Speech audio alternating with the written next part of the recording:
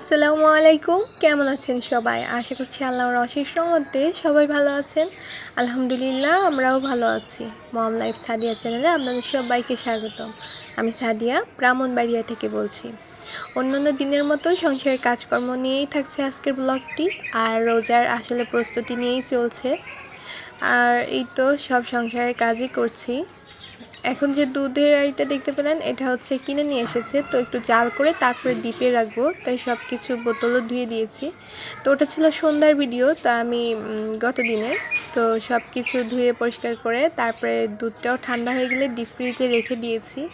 আর এই কৌটাগুলো সব ধুয়ে দিয়েছিলাম, তো এগুলো এখন হচ্ছে শুকিয়ে গিয়েছে, তো রুমে নিয়ে যাচ্ছি, নিয়ে আর কি এটাতেও পেঁয়াজ রসুন এগুলো রাখবো।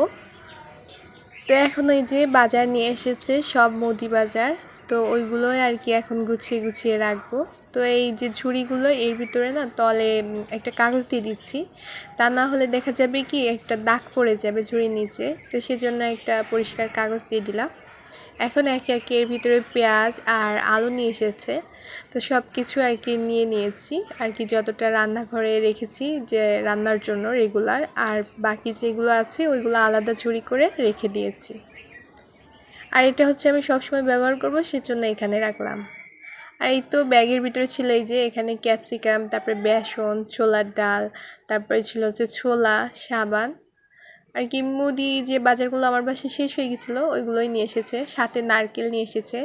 তো এখানে প্রচুর দাম নারকেলের, তো আজকে পেয়ে গিয়েছে, তো নিয়ে এসেছে আর কি, পর্তার মতো পেলে আর যা হয় আর কি। তো এখন এই তো আরও অনেক বাজারই আছে। আর এখানে আছে হচ্ছে চিড়া, তো আমাদের খুলনাবাসীর কিন্তু চিড়া না হলে চলেই না। রমজান মাসে ইফতারিতে চিড়া, নারকেল আর খেজুরের গুড়, আখের গুড় বা চিনি, এই আইটেমটা থাকবেই। আর সাথে হচ্ছে অন্যান্য আইটেম, বেগুনি, পেঁয়াজি, ছোলা, এটা তো কমন, সবার বাসায় থাকে, তবে খুলনাবাসীর জন্য এই চিড়ার আইটেমটা থাকবেই আর কি। আর খেজুর তো সুন্নতি খাবার, তো এটা সবাই খায় কম বেশি। এই তো এই সব কিছু এখন গুছিয়ে নিচ্ছি, সবটাই নিয়ে এসেছে। আর চিড়া আর ছোলা এগুলো হচ্ছে ঝাড়তে হবে, তো আগে ফার্স্টে যেগুলো রিফিল করা যায় ওইগুলো সরিয়ে রাখছি, তারপরে হচ্ছে আমি এর ভিতরে চিড়াগুলো ঝেড়ে নিব। তো মেয়ের জন্য সিরিয়ালটা শেষ হয়ে গিয়েছিলো, ওটা নিয়ে এসেছে, তো ওইটাও কৌটায় ঢুকিয়ে রাখলাম, একসঙ্গেই কাজটা করে নিচ্ছি। আর আমি হচ্ছে কাজগুলো না বেশ দ্রুতই করছি, বাচ্চারা ঘুমিয়ে আছে, জেগে গেলে দেখা যাবে কি এসে মানে সবটা ছড়িয়ে নেবে, তো সেজন্য আর কি ওরা ঘুমিয়ে থাকতে থাকতে যতটা করে নেওয়া যায়। তো এখানে হচ্ছে আমি ভাবছি যে ছোলাগুলো ঝেড়ে নিই, না হলে ছোলার ভিতরে এত ময়লা থাকে, এমনি কিন্তু মনে হয় কি তেমন একটা নেই, তবে অনেক ময়লা থাকে, তো ঝেড়ে নিলে তাহলে পরিষ্কার থাকবে আর কি। আর যখন আমি রান্না করব সে আগে থেকে ভিজিয়ে নিব, তখন আর এতটা ঝামেলা লাগবে না। তো আমার ঝাড়া শেষ, তো এখন আমি হচ্ছে কৌটায় ঢুকিয়ে নিলাম। এখন হচ্ছে চিড়াগুলোকেও ঝেড়ে নিচ্ছি। আর এটা ছিল হচ্ছে আউশ না আমন লাল চালের আর কি চিড়া, তো এই যে কত ময়লা দেখতে পেয়েছেন চিড়ার ভিতরেও, তো এটাও ঝেড়ে নিচ্ছি, নিয়ে এখন হচ্ছে কৌটায় রেখে দিচ্ছি।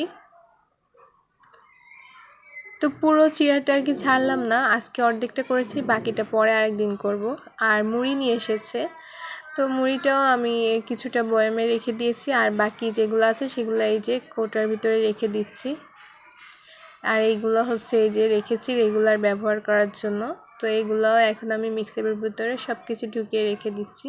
দিয়ে অফ ক্যামেরায় রুমটাকেও ঝাড়ু করে দিয়ে নিয়েছি। আর কিছু ফল নিয়ে এসেছিলো, তো দেখা যাবে কি ধুয়ে না রাখলে ওরা এসেই সরাসরি মুখে দিয়ে খাওয়া শুরু করে দিবে, আর বাইরে তো প্রচুর ধুলাবালি, তো সেজন্য আমি এগুলো সব ধুয়ে পরিষ্কার করে নিয়ে বাচ্চাদেরকে আর কি দিব।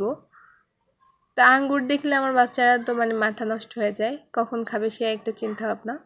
তো আমি হচ্ছে সব কিছু রেডি করে রাখছি যাতে চা উঠলে এমনি খেতে পারে। এখন হচ্ছে আমি বাচ্চাদের জন্য একটু সেমাই রান্না করব, তো দুধটাকে একটু জাল করে নিচ্ছি। আর রান্নাটা শেয়ার করলাম না, ওইটা অফ ক্যামেরায় করে নিয়েছি।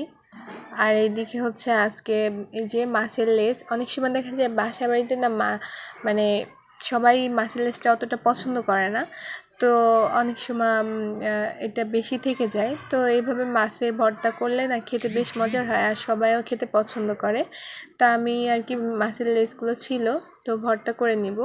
তো এখানে বড় মাছের লেজ ছিল আর লেজগুলো ছিল বেশ বড় বড়। তো সেজন্য আমি আর এই 2 পিস লেজ নিয়েছি, সাথে 1 পিস মাছ নিয়েছি যাতে একটু বেশি হয় পরিমাণে। নিয়ে এখন হচ্ছে মাছগুলো সম্পূর্ণটা ভেজে নিব।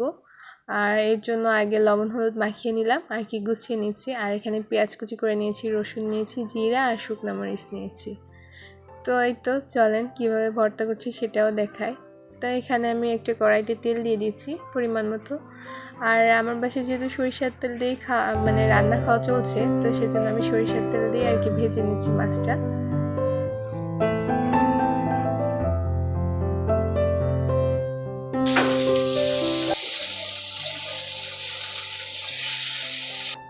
এমনি যেরকম আর কি মাছ ভাজি করা হয় ঠিক ওইভাবেই মাছটাকে ভালো করে ভেজে নিচ্ছি, একটু যেন কাঁচা অংশ না থাকে।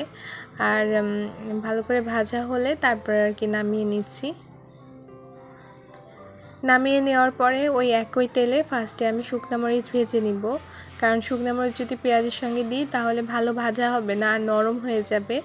তো সেজন্য আমি হচ্ছে ফার্স্টে শুকনো মরিচ ভেজে নিচ্ছি, এতে করে শুকনো মরিচগুলো মুচমুচে থাকবে।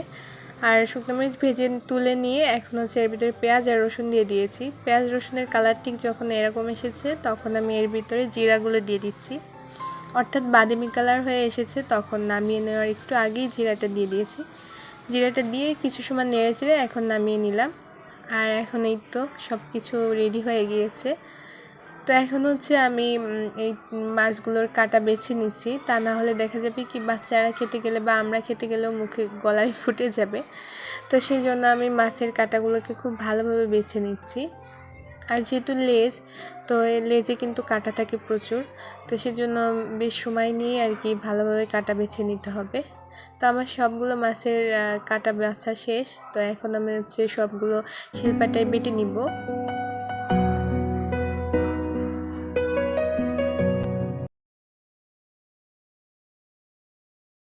শিলপাটায় বেটে এই তো নিয়ে চলে এসেছি। তো ওইটা আর আমি ভিডিওতে শেয়ার করলাম না। তো এখন হচ্ছে এর ভিতরে আমি লবণ আর হচ্ছে তেল দিব, যেহেতু জিরা দিয়ে দিয়েছি আস্ত আগেই, তো ওটা তো বেটে নিয়ে এসেছি। আর এই পর্যায়ে কেউ চাইলে কাঁচা পেঁয়াজটাও দিয়ে দিতে পারেন, তবে আমি আর এখানে কাঁচা কিছু ব্যবহার করব না, সেজন্য আর দেইনি। তো এখন হচ্ছে আমি তেল আর লবণ দিয়ে দিয়েছি। আর এখন একটা সুঘ্রাণই বের হবে তেলটা দিলে। আর ভর্তা তো এমনিই মজা, তো একটু ঝাল ঝাল করে ভর্তা করেছি।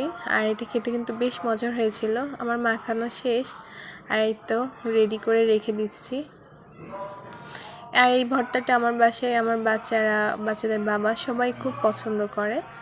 তো এখন আমি দুপুরের খাবার দাবার তো অফ ক্যামেরায় রান্না করে নিয়েছিলাম। তো কী কী রান্না করেছি একবার দেখাই। এখানে কাঁচকলা দিয়ে রুই মাছ দিয়ে রান্না করেছিলাম, আর সাথে ছিল হচ্ছে ভাত, আর হচ্ছে লাউ দিয়ে ডিম ভাজি করেছি, আর ছিল হচ্ছে ডাল।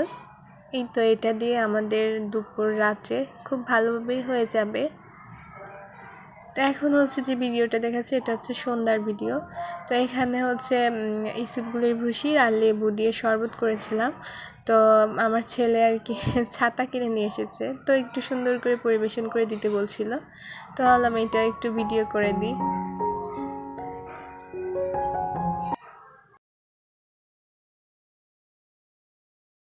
এখানে যে ভিডিওটা আছে এটা হচ্ছে 2 দিনের ভিডিও, তো ওইটাকে আর কি এডিট করে একসঙ্গে দিয়ে দিয়েছি। তো এখন হচ্ছে সন্ধ্যায় সবাই নাস্তা করার পরে বাচ্চাদের বাবা অফিস থেকে আসার পথে আর কি মাছগুলো কিনে নিয়ে এসেছে। যেহেতু রোজা আর 1-2 দিন পরে আর কি রোজা শুরু হয়ে যাচ্ছে, তো মাছের তো প্রচুর দাম, আসলে কেনাই যাচ্ছে না, মাছ মাংসের দাম এত বেড়েছে।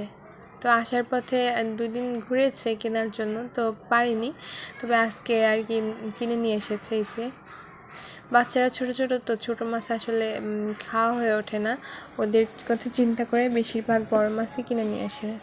তো এখানে বড় মাছ ছিল আর কিছু ট্যাংরা মাছ ছিল, তো ট্যাংরা মাছগুলো বড় বড় সেজন্য নিয়ে এসেছে।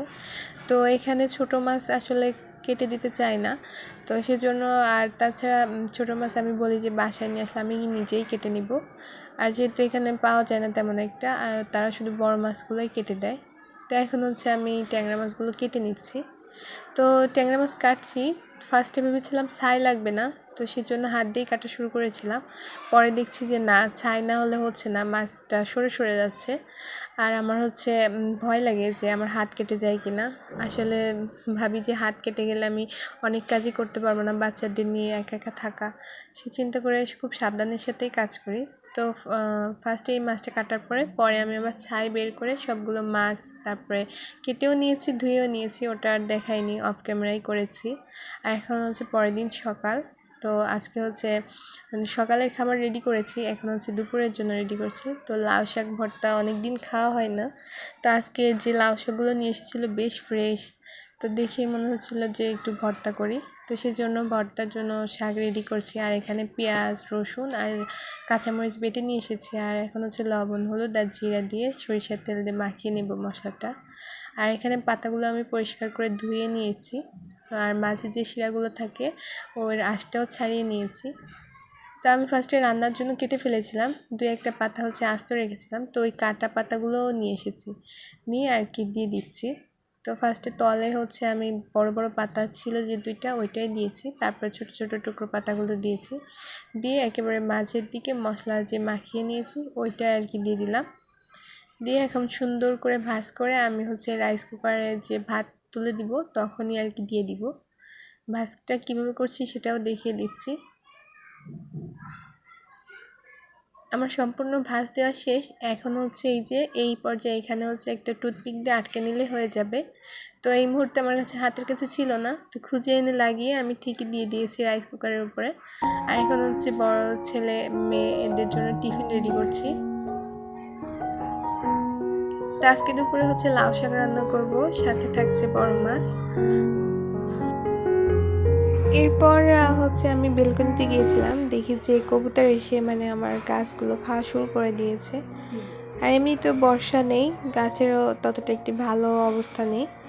তো আর ভিডিও করিনি, আজকে এই পর্যন্তই, এখানে বিদায় নিচ্ছি। সবাই ভালো থাকবেন, সুস্থ থাকবেন, আল্লাহ হাফিজ।